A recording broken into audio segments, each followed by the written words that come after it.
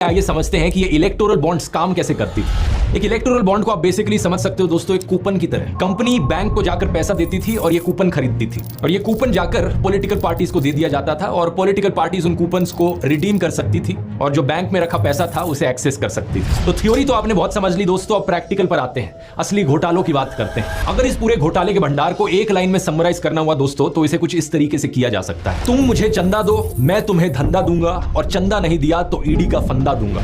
इन सभी घोटालों में तीन एंटिटीज इन्वॉल्व हैं। पहला पॉलिटिकल पार्टी जो सत्ता में है, दूसरा बड़ी बड़ी कंपनियां, और तीसरा आम जनता। इन तीनों के नीचे एक बक्सा रख देते हैं। पॉलिटिकल पार्टी के नीचे जो बक्सा रखा है वो चंदे का डिब्बा है, कंपनी के नीचे जो डब्बा है वो कंपनी के पैसे का डब्बा है, और तीसरा पब्लिक के नीचे जो डब्बा है जनता के पैसे का डब्बा है। अब सोचो, अगर सरकार जनता के डब्बे से पैसे निकालकर कंपनी के डब्बे में डाल दे, और रिटर्न में कंपनी अपने डब्बे से पैसे निकालकर पार्टी के डब्बे में डाल दे इलेक्टोरल बॉन्ड्स के जरिए, क्या आप इसे एक स्कैम कहोगे या नहीं कहोगे? ऑब्वियसली एक घोटाला है।